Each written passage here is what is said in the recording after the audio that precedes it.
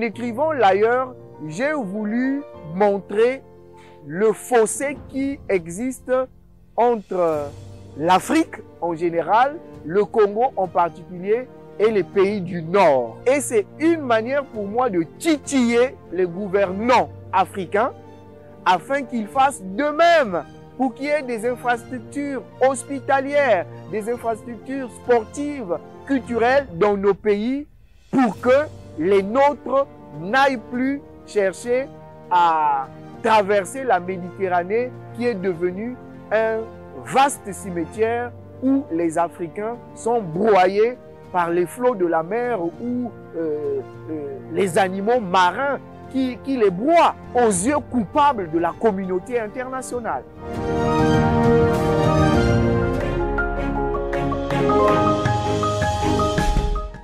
Je suis Yvan Wilfried Lewale Monda, de nationalité congolaise. Je suis poète, écrivain, dramaturge et metteur en scène, directeur artistique de la compagnie Autopsie Théâtre que j'ai créée en 1996 alors que j'étais encore étudiant à la faculté des sciences. Et je suis depuis un lustre président national du Centre de la République du Congo de l'Institut international du théâtre.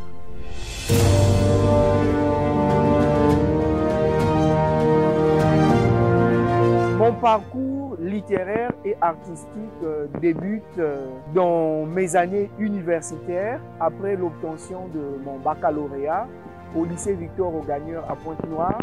Je repars à Brazzaville, qui est ma ville natale, où je suis inscrit à l'université Marien Ngouabi, à la faculté des sciences. Et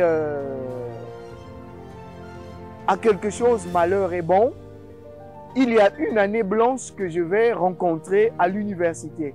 Et donc, au cours de toute cette année, je deviens rat de la bibliothèque du Centre culturel français de Brazzaville à l'époque, le Centre culturel français André Malraux.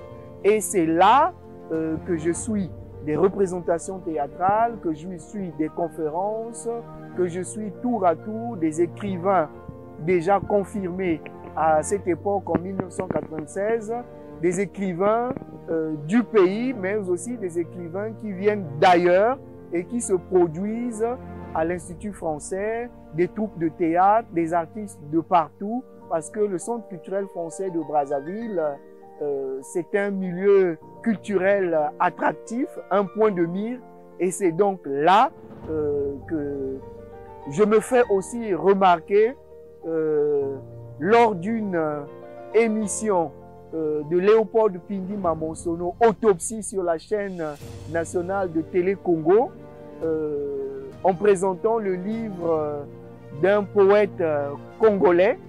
C'est là où je me fais remarquer par Léopold Pindi Mamonsono, qui va m'inviter par la suite à son club littéraire Autopsie. Et depuis lors, je vais donc tous les mardis participer à l'émission Autopsie à la télé et je prends goût. Un an après, lorsque la faculté des sciences est transférée de Brazzaville pour Dolisie, à l'époque du président professeur Pascal Lissouba, voilà donc comment je pars dans la ville de Dolisie et là, Léopold Pindi Mamonsono me mandate d'aller créer un club analogue dans la ville de Dolisie. Et je suis là, je m'installe en tant qu'étudiant, je rassemble des étudiants et des lycéens du lycée Victor Satou. Et là, nous créons le club Autopsie, j'en deviens président. Et partant de là, je crée aussi ma troupe de théâtre Autopsie. Nous sommes en 1996. C'est de là que partent tous les déclics. Par la suite, je fais un troc littéraire et artistique avec les aînés sur le plan local, sur le plan national et jusqu'aujourd'hui sur le plan international.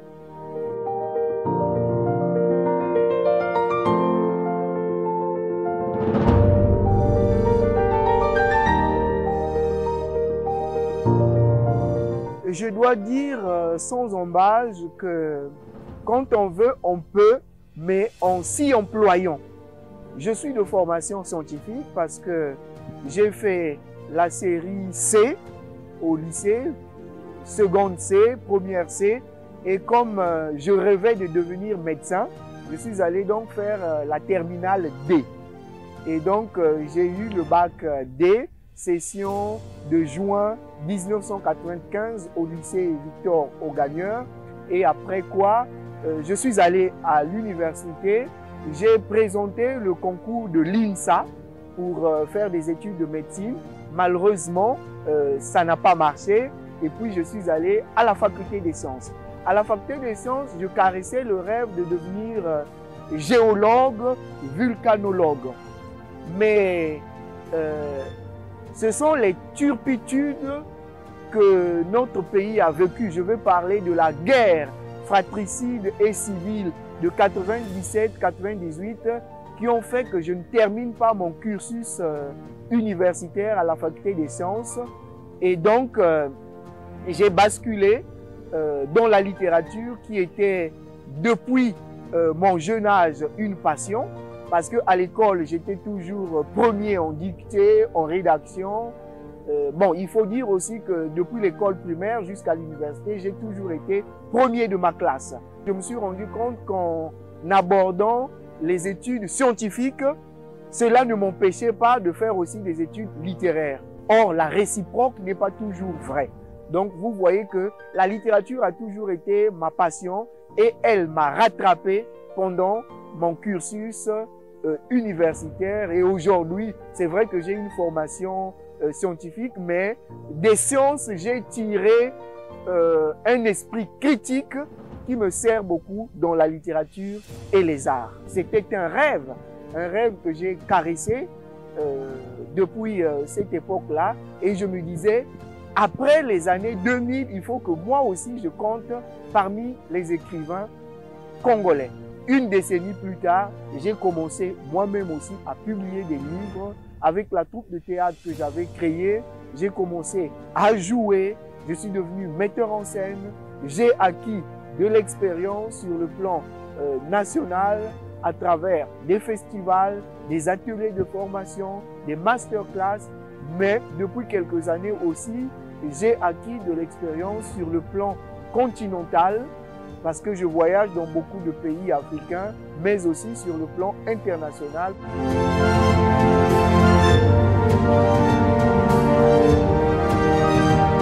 En 2021, 25 ans de ma carrière littéraire artistique, c'était pour moi une occasion de m'asseoir pour avoir une vue panoramique des 25 ans déjà parcourus dans la littérature et les arts, mais aussi regarder les perspectives d'avenir.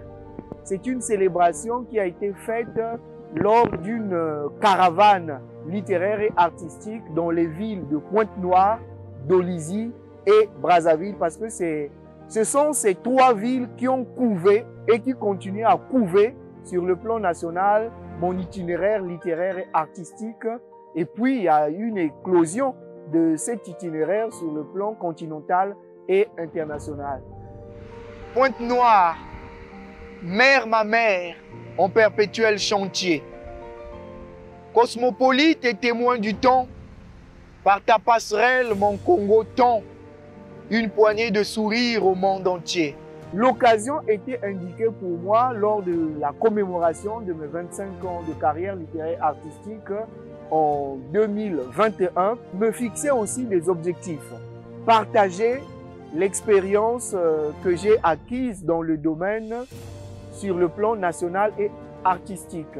Après 25 ans de carrière, il y a une nouvelle génération, il y a la formation qu'il faut donner aussi aux plus jeunes, même si on ne peut pas toujours parler de jeunes en âge, parce qu'il y a des personnes qui aiment bien la littérature, qui peuvent être plus âgées que moi, mais qui ont besoin de profiter de l'expérience que j'ai acquise en 25 ans. S'il vous plaît, sortez. Votre fils ne veut pas vous recevoir. Sinon, je risque de perdre mon boulot. S'il vous plaît. Ah non! Je ne partirai pas d'ici. Si c'est moi qui l'ai mis au monde, s'il est vraiment le fruit de mes entrailles, je ne partirai pas d'ici. Fils, même s'il peut vociférer comme un lion affamé, nous ne partirons pas. Ah non!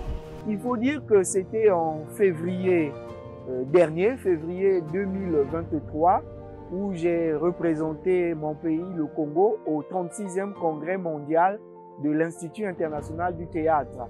C'était un grand sommet où plus de 50 pays à travers la planète ont envoyé des délégués. Et donc, au cours de ce congrès mondial qui a eu lieu dans les villes de Fujairah et Dubaï aux Émirats arabes unis, il a fallu présenter le rapport d'activité, ce que nous avons mené comme activité au sein de notre centre national de l'Institut international du théâtre. Ce n'est pas sorcier, ce n'est pas non plus magique. Le secret, c'est le travail acharné. J'ai à mon actif déjà 11 ouvrages, 11 livres.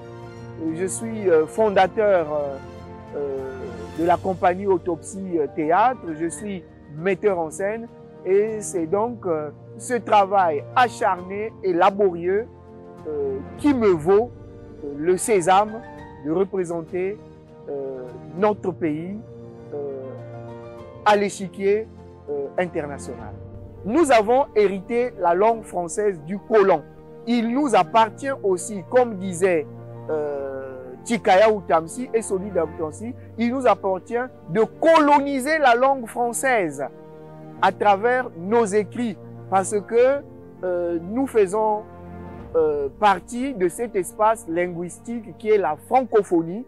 Nous devons chacun apporter aussi sa contribution dans cet espace linguistique que nous partageons avec plusieurs pays du monde. Et donc, nous devons valoriser aussi nos langues locales, le Mulukutuba, le Lingala, le Yaka, le Mbamba, parce que le Yaka, c'est la langue de ma mère, et le Mbamba, c'est la langue de mon père. Le Kuni est une des langues de notre terroir aussi, donc j'ai voulu valoriser nos langues et dans d'autres ouvrages encore, je crée des néologismes que j'insère dans mes livres parce que nous devons valoriser nos langues maternelles. D'ailleurs, l'UNESCO a décrété le 21 février de chaque année comme la journée internationale de la langue maternelle. Le théâtre est un art vivant et il continue à être pratiqué par nos compatriotes. Ce que nous avons à faire, c'est de travailler davantage afin que nous soyons beaucoup plus visibles à l'échiquier continental et international. L'ailleurs, c'est mon deuxième recueil de poésie que j'ai publié en 2018 aux éditions Elemi. Quand je parle de l'ailleurs, je ne parle pas de l'ici, je ne parle pas de mon pays, mais je parle de l'expérience que j'ai vécue à travers la planète. En écrivant l'ailleurs, j'ai voulu montrer le fossé qui existe entre l'Afrique en général, le Congo en particulier et les pays du Nord.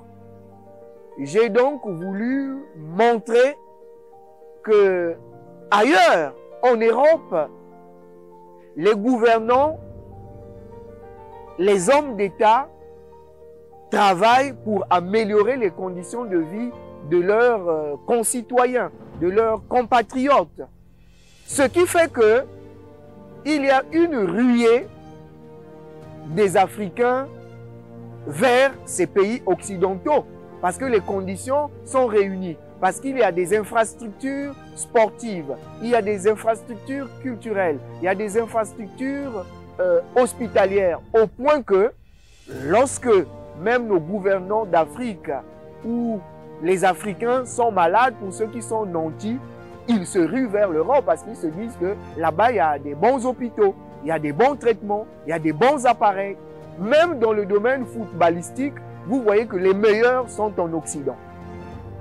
Dans le domaine culturel, les meilleurs sont en Occident. Ça veut dire que là-bas, les Occidentaux ont travaillé pour que les conditions soient réunies. Voilà pourquoi les Africains se ruent vers là-bas. J'ai voulu montrer le fossé qu'il y a entre l'Afrique et l'Europe. J'ai vanté un peu le travail laborieux fait par les Occidentaux.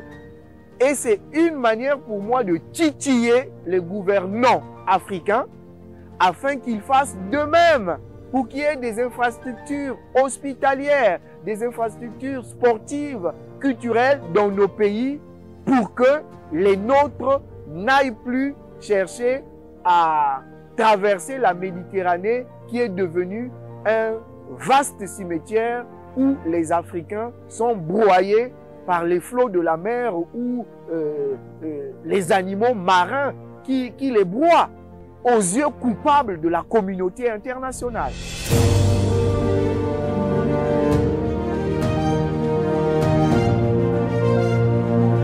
Ma première fille, elle est omniprésente à ses activités, donc elle prend goût. C'est pour dire que dans les années à venir, elle va se lancer dans la littérature et les arts. Où que tu sois, je sais que tu es heureuse.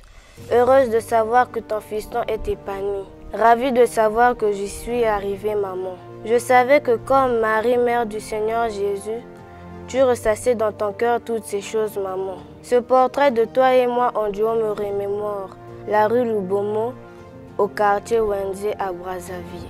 En dehors de ma progéniture biologique, il y a aussi des hommes, des femmes âgés ou des jeunes qui se lancent dans la littérature en suivant mes pas. Depuis une vingtaine d'années, j'ai entrepris à former des jeunes dans la littérature et dans les arts au point qu'il y en a qui sont déjà publiés et il y en a qui font leur pas sur l'arène artistique. Je m'en félicite d'ailleurs. Vive les 25 ans de carrière littéraire et artistique de monsieur Yvan Wilfried Léwalé Manda. Le message que je pourrais adresser à l'endroit de tous les téléspectateurs, c'est de s'adonner à la littérature et aux arts, d'amener les enfants au théâtre pour qu'ils s'imprègnent de cet art vivant, mais aussi d'intéresser toutes les couches de la société à la littérature et aux arts, parce que la culture est l'âme d'un peuple. Et un peuple sans culture est un peuple sans âme, un peuple sans histoire. La culture contribue aussi à l'essor, au développement d'une nation. L'on parle depuis quelques années à la diversification de l'économie. Eh bien, ne comptons pas seulement sur le pétrole, sur le bois, qui sont des ressources tarissables, mais nous pouvons compter aussi sur la littérature, sur les arts, qui sont une ressource, une richesse de notre pays, le Congo, parce que le Congo est reconnu à travers le monde comme une terre de poésie et nous en avons la preuve à travers des grands noms que le Congo a donnés à la littérature et aux arts de notre planète. On peut citer des noms comme Alain Mabankou aujourd'hui, comme Henri Lopez qui vient de nous quitter, comme Emmanuel Dongala qui a été distingué par l'Académie française il y a quelques semaines, comme Tikaya Outamsi, comme Soni Laboutansi et d'autres grands noms de notre littérature. Et nous avons, nous, le devoir de pérenniser cet état de choses pour que le Congo ait toujours ses notes de noblesse en littérature et dans les arts de scène.